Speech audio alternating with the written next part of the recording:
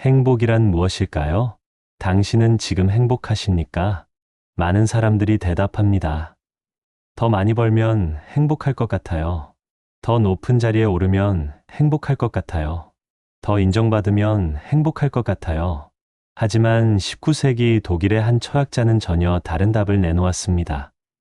행복의 90%는 단 하나에 달려 있다고. 부도 아니고, 명예도 아니고, 사랑도 아닌, 바로 건강이라고. 이게 말이 됩니까?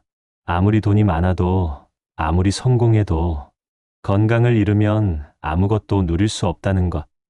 당신은 이 말에 동의하십니까? 아니면 그래도 성공이 먼저지라고 생각하십니까? 아르투어 쇼펜하우어. 그는 평생 인간의 고통을 연구했습니다. 그가 내린 결론은 냉정했습니다. 건강한 거지가 병든 왕보다 행복하다. 이것은 과장일까요? 진실일까요? 오늘 이 영상이 당신의 인생에서 가장 중요한 것이 무엇인지 다시 생각하게 만들 것입니다. 구독과 좋아요 부탁드립니다. 끝까지 시청해 주신다면 당신의 남은 인생이 달라질지도 모릅니다. 첫 번째 착각, 성공하면 행복할 것이다. 우리는 흔히 이렇게 믿습니다.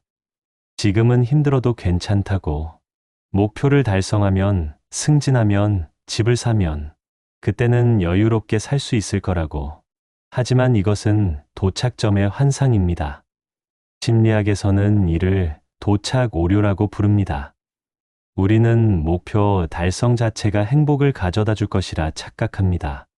하지만 진실은 이것입니다. 당신이 그 목표를 누릴 수 있는 상태가 행복을 결정합니다. 예를 들어 볼까요? 당신이 10년 동안 밤낮 없이 일해서 연봉 1억을 달성했습니다. 하지만 그 과정에서 만성위염, 불면증, 디스크가 생겼습니다. 이제 당신은 비싼 레스토랑에 가도 소화가 안 됩니다. 호텔 침대에 누워도 잠이 오지 않습니다. 해외여행을 가도 허리 통증 때문에 제대로 걷지 못합니다. 당신이 번 돈은 이제 병원비로 나갑니다. 이것이 성공입니까? 심리학자들은 이를 보상 심리의 함정이라고 부릅니다. 우리는 현재의 고통을 미래의 보상으로 정당화합니다. 하지만 그 미래가 왔을 때 우리는 이미 고통을 누적시킨 몸으로 그곳에 도착합니다. 두 번째 착각, 건강은 당연한 것이다.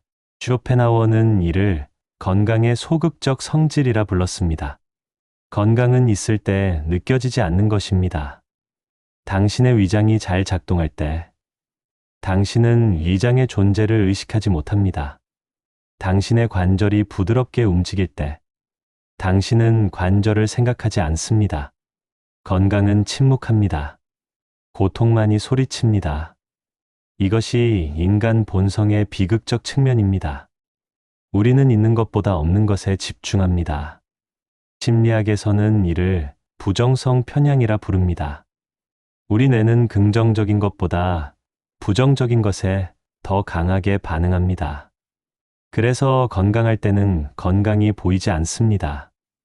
우리는 없는 돈, 없는 명예, 없는 인정에 마음을 빼앗깁니다. 하지만 병이 찾아오면 어떻습니까? 병은 시끄럽게 외칩니다. 치통은 온 정신을 점령합니다. 요통은 매 순간을 고통으로 물들입니다. 그제야 우리는 깨닫습니다. 아, 예전에 건강했을 때가 얼마나 좋았던가. 하지만 이미 늦었습니다. 세 번째 착각, 나중에 회복할 수 있다. 가장 위험한 착각입니다. 아직 젊으니까 괜찮아. 나중에 운동하면 되지. 건강검진 받으면 되지. 이것은 가역성의 착각입니다. 우리는 건강을 은행 예금처럼 생각합니다. 지금 뺐어도 나중에 다시 넣으면 된다고. 하지만 건강은 그렇게 작동하지 않습니다. 쇼펜하우어가 알았던 한 부유한 상인이 있었습니다. 그는 젊었을 때 사업에만 몰두했습니다. 밤낮 없이 일하고 제대로 먹지도 자지도 못했습니다.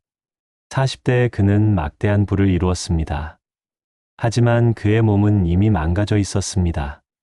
소화장애, 만성두통, 불면증. 그는 이렇게 말했습니다.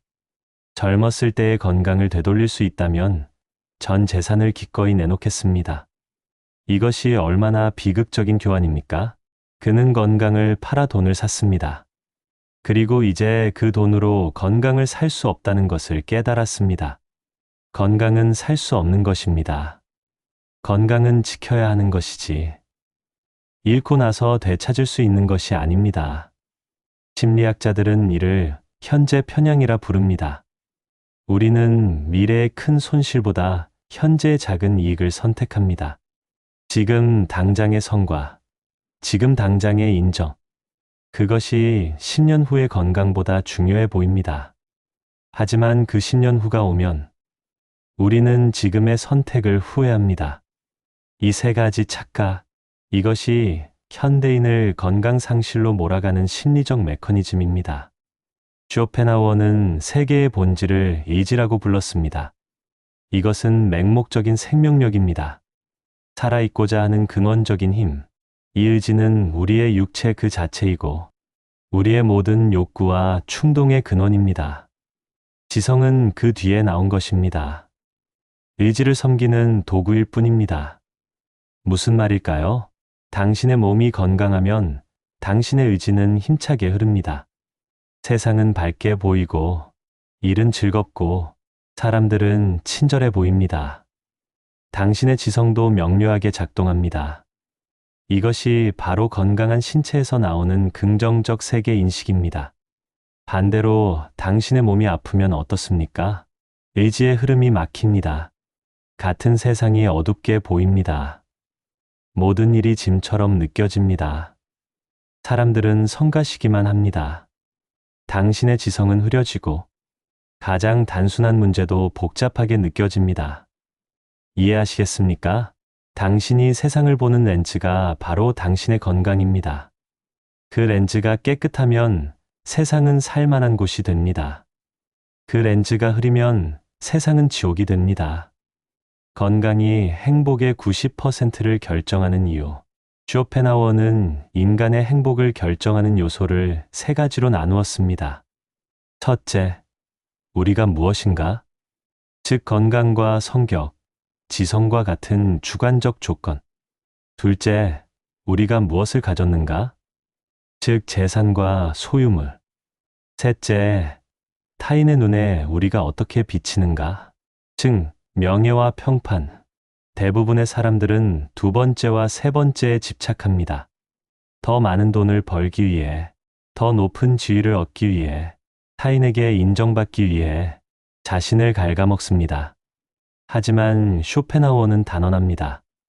행복의 90%는 첫 번째 조건, 그 중에서도 특히 건강에 달려 있다고. 왜일까요? 이유는 간단합니다. 부와 명예는 객관적 조건입니다. 그것들은 당신 밖에 있는 것입니다. 반면 건강은 주관적 조건입니다. 그것은 당신 자신이고 당신이 세상을 경험하는 바로 그 도구입니다. 예를 들어볼까요? 당신이 최고급 레스토랑에서 식사를 합니다. 하지만 만성 소화불량으로 고통받고 있다면 그 음식은 당신에게 고통의 원천일 뿐입니다. 반대로 건강한 사람은 소박한 빵 한 조각에서도 큰 기쁨을 느낍니다. 당신이 호화로운 저택에 삽니다. 하지만 불면증과 두통에 시달린다면 그 집은 당신에게 감옥일 뿐입니다. 반면 건강한 사람은 작은 방에서도 깊은 숙면을 취하며 아침마다 상쾌함을 느낍니다. 보십시오. 행복은 외부 환경이 아니라 그것을 받아들이는 당신의 상태에 의해 결정됩니다. 그리고 그 상태의 가장 큰 부분이 바로 신체적 건강입니다. 철학도 지성도 체력 위에 세워진다. 많은 사람들이 이렇게 생각합니다. 정신이 육체보다 중요하다고. 나는 지적인 사람이고 철학을 공부하니까. 육체적 건강은 부차적인 문제라고. 이것은 플라톤 이래로 서양 철학이 범해온 가장 큰 착각입니다. 쇼펜하우어는 감히 말합니다. 몸이 아프면 철학도 사치하고. 왜일까요? 정신과 육체는 분리된 것이 아니기 때문입니다. 당신의 모든 생각, 모든 감정, 모든 도덕적 판단은 뇌라는 육체 기관에서 일어납니다. 그리고 그 뇌는 혈액의 공급을 받고 산소를 필요로 하고 영양분에 의존합니다. 당신의 몸이 지쳐 있으면 당신의 뇌도 제대로 작동하지 않습니다. 수면이 부족하면 판단력이 흐려집니다. 영양이 부족하면 집중력이 떨어집니다. 운동이 부족하면 창의력이 말라갑니다. 쇼펜하우어의 경험을 들어보십시오. 그는 매일 아침 비가 오든 눈이 오든 최소 2시간씩 걸었습니다. 사람들은 이상하게 여겼습니다. 철학자가 왜 그렇게 걷기에 집착하는가? 하지만 그는 알고 있었습니다. 걷는 동안 그의 최고의 생각들이 떠올랐다는 것을. 책상에 앉아 머리를 쥐어짜는 것보다 규칙적인 걸음 속에서 더 명료한 통찰이 왔습니다. 왜 그럴까요? 걸을 때 혈액 순환이 좋아집니다. 뇌에 산소가 풍부하게 공급됩니다. 몸의 긴장이 풀리면서 정신도 자유로워집니다. 자연의 풍경이 감각을 깨우고 움직임의 리듬이 생각에 질서를 부여합니다. 반대로 하루 종일 앉아서 일하면 어떻게 됩니까? 혈액 순환이 나빠지고 목과 어깨가 뭉치고 소화가 안 되고 정신은 답답해집니다. 그 상태에서 무슨 창조적인 생각이 나오겠습니까? 육체적 활력이 정신적 활력의 기초입니다. 도덕조차 건강 위에 세워진다. 더 중요한 이야기가 있습니다. 바로 도덕의 문제입니다. 사람들은 도덕을 순수하게 정신적인 것으로 생각합니다. 하지만 쇼펜하우어가 관찰한 바에 따르면 사람의 도덕성은 그의 신체 상태와 밀접하게 연관되어 있습니다. 피곤하고 스트레스 받은 사람은 쉽게 짜증을 냅니다. 만성적인 고통에 시달리는 사람은 타인에게 무관심해집니다. 건강이 나쁜 사람은 이기적이 되기 쉽습니다. 왜냐하면 자기 자신을 돌보는 것만으로도 벅차기 때문입니다. 반면 건강한 사람은 여유가 있습니다. 타인에게 친절할 에너지가 있고 어려운 사람을 도울 힘이 있으며 인내심을 발휘할 수 있습니다. 물론 예외는 있습니다. 병들어도 성자처럼 사는 사람도 있고 건강해도 악한 사람도 있습니다. 하지만 일반적으로 선량함은 에너지가 필요한 일입니다. 그리고 그 에너지는 건강한 몸에서 나옵니다. 생각해 보십시오. 당신이 밤새 일하고 피곤해 죽은 상태에서 집에 돌아왔을 때 가족에게 얼마나 친절할 수 있습니까? 당신이 두통에 시달리고 있을 때 동료의 고민을 얼마나 성심성의껏 들어줄 수 있습니까? 반대로 숙면을 취하고 상쾌한 아침을 맞았을 때 당신은 자연스럽게 더 너그럽고 더 인내심 있는 사람이 되지 않습니까? 이것이 쇼펜하우어가 말하는 것입니다. 당신의 덕성은 당신의 체력 위에 세워집니다. 쇼펜하우어 철학의 핵심은 비관주의입니다. 그는 인생을 낙관적으로 보지 않았습니다. 삶은 본질적으로 고통이고 우리는 끊임없이 고통을 피하려 애쓰는 존재들입니다. 그는 이렇게 말했습니다. 인생은 고통과 권태 사이를 왕복하는 시계와 같다. 우리는 무언가를 간절히 원하며 고통받다가 그것을 얻으면 곧 권태로워집니다. 그리고 다시 새로운 욕망을 찾아 고통으로 돌아갑니다. 이것이 인간 존재의 본질입니다. 그렇다면 현명한 사람은 무엇을 해야 할까요? 쇼펜하우어의 답은 명확합니다. 행복을 적극적으로 추구하기보다 불행을 방어하는 데 집중해야 합니다. 왜냐하면 행복은 일시적이고 불확실하지만 고통은 확실하고 지속적이기 때문입니다. 그리고 우리가 경험하는 대부분의 고통은 신체적 고통이거나 신체적 고통에서 비롯된 정신적 고통입니다. 그러므로 건강을 지키는 것은 단순히 좋은 것을 얻는 일이 아닙니다. 그것은 최악을 막는 일입니다. 병의 고통, 노쇠의 고통, 쇠약의 고통을 최대한 늦추고 줄이는 일입니다. 당신이 지금 가진 건강은 미래의 당신이 간절히 되돌리고 싶어 할 보물입니다. 10년 후 20년 후에 당신이 지금의 당신을 만날 수 있다면 아마 이렇게 말할 것입니다. 제발 그 귀한 건강을 함부로 쓰지 마라. 밤을 새우지 마라. 스트레스를 견디지 마라. 몸이 보내는 신호를 무시하지 마라. 나는 지금 그때의 건강을 되찾기 위해 무엇이든 하고 싶다. 하지만 이미 늦었다. 그 미래의 후회를 지금 예방하십시오. 그것이 바로 지혜입니다. 이제 실천적인 이야기를 해보겠습니다. 쇼펜하우어는 추상적인 철학자가 아니었습니다. 그는 자신이 말한 것을 실제로 살았던 사람입니다.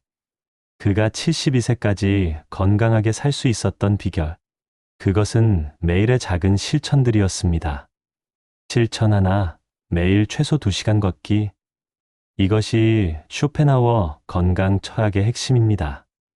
그는 72세까지 살았는데 그의 또래 많은 사람들이 이미 세상을 떠났거나 병상에 누워 있을 때 그는 여전히 매일 걸을 수 있었습니다. 걷기에 무엇이 그렇게 특별할까요? 첫째, 걷기는 인간의 몸에 가장 자연스러운 운동입니다. 우리의 조상들은 하루에 수십 킬로미터를 걸었습니다. 우리의 몸은 걷도록 설계되어 있습니다. 둘째, 걷기는 격렬하지 않으면서도 효과적입니다. 관절에 무리를 주지 않으면서도 심장을 강화하고 혈액순환을 개선하고 소화를 돕습니다. 셋째, 걷기는 정신에도 유익합니다. 쇼펜하우어는 걸으면서 그의 최고의 아이디어를 얻었습니다. 자연의 풍경은 마음을 진정시키고 리듬감 있는 보행은 생각을 정리해 줍니다. 중요한 것은 걷기가 사교 활동이 아니어야 한다는 것입니다. 쇼펜하우어는 혼자 걷는 것을 선호했습니다. 왜냐하면 타인과 함께 걸으면 대화에 신경 써야 하고 그들의 속도에 맞춰야 하기 때문입니다. 홀로 걷는 시간은 당신과 자연, 당신과 당신 자신만의 시간입니다. 이것은 현대인에게 가장 부족한 것, 즉 고요를 가져다 줍니다. 지금 당장 실천하십시오. 오늘 저녁 30분만 밖으로 나가 걸어보십시오. 스마트폰은 집에 두고 목적지도 정하지 말고 그저 걸으십시오. 당신의 발이 땅에 닿는 느낌, 공기가 피부를 스치는 감각, 주변의 소리와 풍경, 이 모든 것에 주의를 기울이십시오. 이것이 명상입니다. 이것이 치유입니다. 실천 2. 규칙적인 수면과 식습관.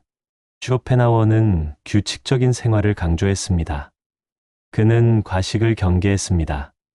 배부르게 먹는 것은 소화기관에 부담을 주고 정신을 둔하게 만듭니다.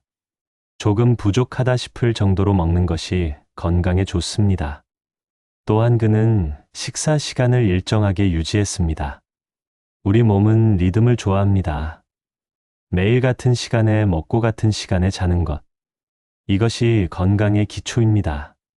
수면은 협상의 대상이 아닙니다. 당신의 몸과 뇌는 수면을 통해 회복됩니다. 수면을 희생하며 일하는 것은 미래의 건강을 담보로 현재의 성과를 사는 어리석은 거래입니다. 쇼펜하우어는 매일 밤 충분히 잤습니다. 그리고 이것이 그가 노년까지 명료한 정신을 유지할 수 있었던 비결입니다. 현대 과학도 이를 증명합니다. 수면 부족은 면역력을 떨어뜨리고 판단력을 휘게 하고 감정 조절을 어렵게 만듭니다. 만성적인 수면 부족은 심장병, 당뇨병, 우울증의 위험을 높입니다. 지금 당장 실천하십시오. 오늘 밤 평소보다 30분 일찍 잠자리에 드십시오. 스마트폰을 멀리하고 조명을 어둡게 하고 고요 속에서 휴식을 취하십시오. 내일 아침 서두르지 마십시오. 10분만 더 여유를 갖고 천천히 아침을 먹으며 하루를 시작하십시오. 실천세, 고독과 사색의 시간. 쇼펜하우어의 조언 중 많은 사람들이 의아해하는 것이 있습니다. 지나친 사교를 피하라는 것입니다. 하지만 이것은 진시입니다. 사교 활동은 에너지를 소모합니다. 타인과 어울리는 것, 대화하는 것, 사회적 기대에 부응하는 것, 이 모든 것이 스트레스입니다. 특히 내성적인 사람들에게는 더욱 그렇습니다. 쇼펜하우어는 고독을 사랑했습니다. 고독 속에서 그는 자신의 에너지를 보존할 수 있었고, 자신의 생각을 깊이 발전시킬 수 있었습니다. 현대 심리학도 이를 뒷받침합니다. 사회적 피로는 실제로 존재합니다. 지속적인 사회적 상호작용은 우리의 에너지를 소진시킵니다. 특히 자신이 아닌 다른 사람을 연기해야 할 때, 우리는 더 빨리 지칩니다. 용기를 내어 거절하십시오. 모든 모임에 참석할 필요는 없습니다. 당신의 건강과 평화가 사회적 의무보다 중요합니다. 매주 최소 한 번은 완전히 혼자만의 시간을 가지십시오. 아무도 만나지 않고, 아무에게도 답장하지 않고, 오직 당신 자신과만 있는 시간. 이것이 당신을 회복시킵니다. 실천 내에 자연과의 접촉. 쇼펜하우어는 자연을 사랑했습니다. 그는 매일 프랑크푸르트의 숲을 걸었습니다. 도시의 소음과 혼잡함은 우리의 신경을 지치게 합니다. 반면 자연은 치유의 힘이 있습니다. 숲을 거닐고, 강가에 앉아 있고, 나무를 바라보는 것, 이런 단순한 행위들이 우리의 마음을 진정시키고 몸을 이완시킵니다. 현대 과학도 이것을 증명했습니다. 일본의 연구자들은 산림욕의 효과를 연구했습니다. 숲에서 시간을 보내면 스트레스 호르몬인 코르티솔이 감소하고 면역세포의 활동이 증가한다는 것을 발견했습니다. 자연의 초록색은 우리의 눈을 쉬게 하고 새소리와 바람 소리는 우리의 신경을 안정시킵니다. 당신이 대도시에 산다면 주말마다 가까운 공원이나 산을 찾으십시오. 당신이 자연 근처에 산다면 매일 조금씩이라도 밖으로 나가십시오. 나무 아래에 앉아 하늘을 바라보고 바람을 느끼십시오. 이것이 당신의 신경계를 재설정합니다. 실천 5. 작은 쾌락의 향유. 쇼펜하우어는 금욕주의자가 아니었습니다. 그는 좋은 커피를 사랑했고 잘 준비된 음식을 즐겼으며 따뜻한 햇살을 좋아했습니다. 이런 작은 것들이 삶을 살만하게 만듭니다. 중요한 것은 이런 쾌락이 건강을 해치지 않는 것이어야 한다는 점입니다. 술과 과식, 방탕한 생활로 얻는 쾌락은 결국 고통을 부릅니다. 오늘의 즐거움이 내일의 두통과 피로로 돌아옵니다. 이것은 지속 가능하지 않습니다. 반면 건강한 쾌락이 있습니다. 아침 산책 후의 개운함, 건강한 식사 후의 만족감, 숙면 후의 상쾌함, 이런 쾌락들은 아무런 대가를 요구하지 않습니다. 그것들은 순수한 기쁨입니다. 매일 작은 쾌락을 의식적으로 즐기십시오. 아침 첫 커피의 향, 따뜻한 물로 샤워하는 감각, 부드러운 침대에 눕는 순간, 이런 것들에 주의를 기울이십시오. 감사하십시오. 이것이 당신의 삶을 풍요롭게 만듭니다. 이 5가지 실천, 이것들이 복잡해 보입니까? 아닙니다. 오히려 놀라울 정도로 단순합니다. 걷고, 규칙적으로 먹고, 충분히 자고, 고요를 즐기고, 자연과 접촉하는 것, 이것이 전부입니다. 하지만 이 단순한 것들을 꾸준히 실천하는 것이 어떤 명약이나 의료기술보다 강력합니다. 이제 우리의 대화를 마무리할 시간입니다. 건강이 전부는 아니지만 건강 없이는 전부가 없습니다. 당신이 부를 원하든 사랑을 원하든 지식을 원하든 건강은 그 모든 것의 전제 조건입니다. 그런데 우리는 무엇을 합니까? 건강을 희생하여 다른 것을 얻으려 합니다. 이것은 마치 집의 기둥을 뽑아 가구를 사는 것과 같습니다. 제발 이 어리석음을 멈추십시오. 당신의 건강은 협상의 대상이 아닙니다. 오늘 당장 시작하십시오. 오늘 저녁 30분만 밖으로 나가 걸으십시오. 오늘 밤 평소보다 30분 일찍 잠자리에 드십시오. 내일 아침 10분만 더 여유를 갖고 하루를 시작하십시오. 작은 습관이 쌓여서 당신의 미래를 만듭니다. 건강에 투자하는 것은 가장 확실한 수익을 보장하는 투자입니다. 쇼펜하우어가 발견한 진리는 영원합니다. 부디 이 말을 기억해 주십시오. 매일 아침 고통 없이 일어날 수 있다는 것에 감사하십시오. 당신의 몸을 돌보십시오. 그것을 존중하십시오. 당신의 몸은 당신의 마지막까지 함께할 동반자입니다. 이제 당신에게 묻습니다. 10년 후의 당신은 지금의 당신에게 무엇을 말하고 싶을까요? 그 대답이 바로 당신이 지금 해야 할 일입니다. 현명하게 선택하십시오. 건강을 선택하십시오. 그리고 무엇보다 지금 당장 일어나 걸으십시오. 구독과 좋아요 부탁드립니다. 여러분의 건강과 평화를 진심으로 기원합니다. 감사합니다.